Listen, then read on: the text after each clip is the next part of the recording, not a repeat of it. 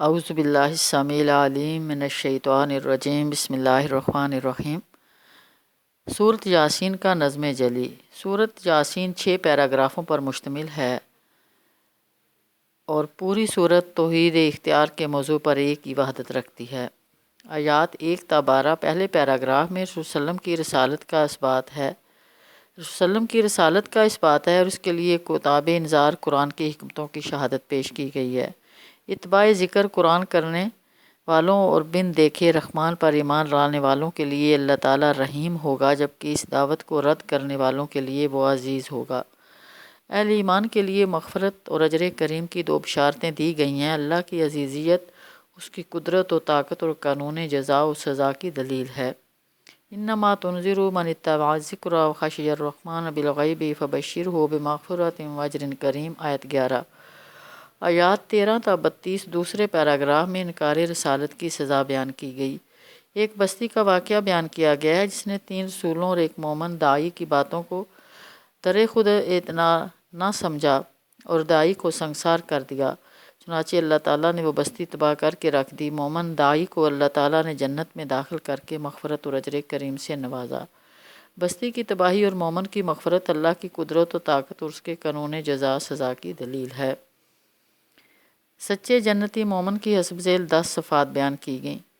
سچا جنتی مومن لیڈر، داعی اور مبلغ ہوتا ہے۔ اتبعوا پیروی کرو، آیت 21۔ فاسمعوا مجھے سنو، آیت 25۔ فعال اور مستعد ہوتا ہے، رجل یسعی دوڑتا شخص، آیت 20۔ خود عمل ہوتا ہے، وما لی لا اعبد میں کیوں عبادت نہ کروں، آیت 22۔ پیروی کے لیے اس کے پاس 2 اہم معیار ہوتے ہیں، اخلاص اور کردار۔ جس کی پیروی کی جائے وہ مخلص ہو، بندہ زر اور مفاد پرست نہ ہو۔ لا یسألکم اجرا جو تم سے کوئی اجر نہیں چاہتا، آیت 21۔ جس کی پیروی کی جائے وہ خود ہدایت یافتہ ہو، صاحب کردار ہو، وہم مہتدون اور جو ٹھیک راستے پر ہو، آیت 21۔ صاحب مدبر ہو، صاحب تدبر ہوتا ہے، غور و فکر کرتا ہے، جانچتا ہے، پرکھتا ہے، تولتا ہے، چیزوں کا تجزیہ کرتا ہے، پختہ دلیل کی پیروی کرتا ہے۔ وما لی لا اعبد الذی فطرنی والیہ ترجعون، آیت 22۔ آخر کیوں نہ میں اس ہستی کی بندگی کروں جس نے مجھے پیدا کیا ہے اور جس کی طرف سب کو پلٹ کر جانا ہے۔ اتخذ من دونہ آلہہ کیا اللہ کے علاوہ خدا اور کوئی تلاش کر لوں، آیت 23۔ کامل موحد ہوتا ہے، صفات الہی کا قائل ہوتا ہے اور شفاعت باطلہ کا منکر ہوتا ہے۔ اللہ کی صفت اختیار کا گہرا شعور رکھتے ہوئے دوسرے تمام خداؤں کی بے بسی اور بے اختیاری کا قائل ہوتا ہے۔ ان یردنی الرحمن بضر لا تغنی عنی شفاعتهم شیئا ولا ینقذون، آیت 23۔ اگر خدائے رحمان مجھے کوئی نقصان پہنچانا چاہے تو نہ ان کی شفاعت میرے کسی کام آ سکتی ہیں اور نہ وہ مجھے چھڑا سکتے ہیں۔ اپنی ہدایت کے بارے میں فکر مند ہوتا اور گمراہ ہو جانے سے ڈرتا ہے۔ انی اذا فی ضلال مبین، آیت 24۔ ایسی صورت میں تو میں صریح گمراہی میں مبتلا ہو جاؤں گا۔ دعوت میں حکمت سے کام لیتا ہے، یہ نہیں کہتا انی آمنت بربی میں اپنے رب پر ایمان لایا، بلکہ اس نے کہا انی آمنت بربکم میں آپ لوگوں کے رب پر ایمان لایا، آیت 25۔ یعنی اس رب پر، اس پالن ہار پر جو آپ سب کا فرق لوگوں کا بھی پال پوس رہا ہے۔ دل درد مند رکھتا ہے، خود غرض نہیں ہوتا، صرف اپنی ہدایت پر قانع نہیں رہتا بلکہ دوسروں کی ہدایت، مغفرت، جنت اور اجر کریم کے بارے میں بھی متفکر رہتا ہے۔ ایک بے قرار روح رکھتا ہے۔ یا لیت قومی یعلمون کاش میری قوم جان لیتی، آیت 26۔ صاحب استقامت ہوتا ہے اور دنیاوی عذاب سے نہیں ڈرتا، باطل سے ٹکرا جاتا ہے، دھمکیوں کی پرواہ نہیں کرتا، موت سے بھی نہیں ڈرتا، شہادت اور سنگساری کی سزا بخوشی قبول کرتا ہے۔ لئن لم تنتہوا لنرجمنکم ولیمسنکم منا عذاب علیم، آیت 18۔ کافروں نے دھمکی دی اگر تم باز نہ آئے تو ہم تم کو سنگسار کر دیں گے اور ہم سے تم بڑی دردناک سزا پاؤ گے۔ آیات 33 تا 50 تیسرے پیراگراف میں شکر گزاری کا مطالبہ اور توحید اختیار کی دعوت ہے۔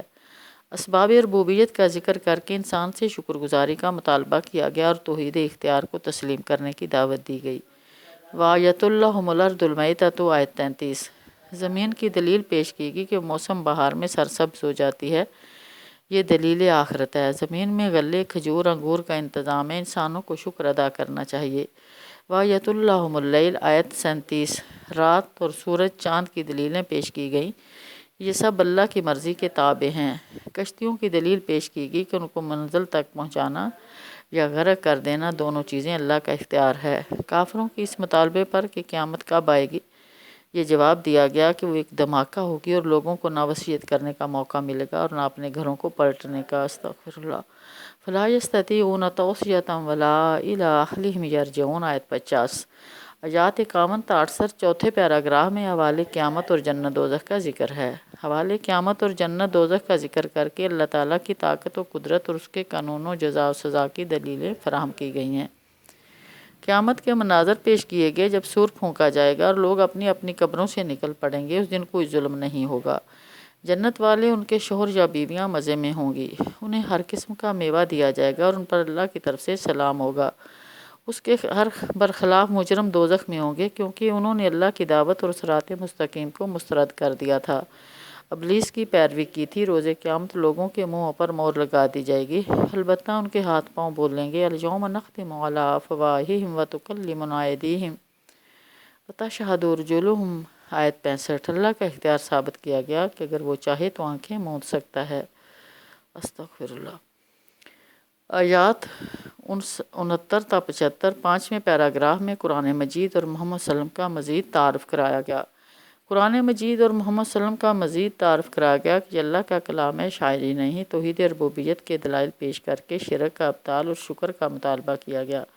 بے ضمیر مردہ لوگ اسلام کی دعوت کو کبھی قبول نہیں کر سکتے، صرف باضمیر ہستیاں ہی قبول کر سکتی ہیں جن کے دل بیدار ہیں۔ نزول قرآن کا مقصد ہر زندہ ضمیر رکھنے والے کو خبردار کرنا اور کافروں پر اتمام حجت قائم کرنا ہے۔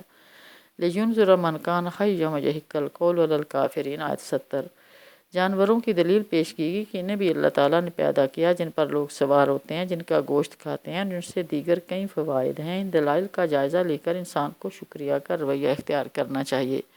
وَذَلَّلْنَاهَا لَهُمْ فَمِنْهَا رُكُوبُهُمْ وَمِنْهَا يَأْكُلُونَ وَلَهُمْ فِيهَا مَنَافِعُ وَمَشَارِبُ فَلَا يَشْكُرُونَ آیت 76 تا 83 چھٹے اور آخری پیراگراف میں رسول صلی اللہ علیہ وسلم کو تسلی اور دعوت کی ہدایت دی گئی۔ رسول کریم صلی اللہ علیہ وسلم کو تسلی دی گئی کہ کافروں کی باتوں پر ازردہ ہونے کی بجائے دعوت کا کام جاری رکھیں۔ حنفی دلیل دی گئی کہ انسان کو ایک حقیر نطفے سے پیدا کیا گیا، لیکن وہ متکبر ہو گیا۔ سوال کرتا ہے کہ کون بوسیدہ ہڈیوں کو زندہ کرے گا؟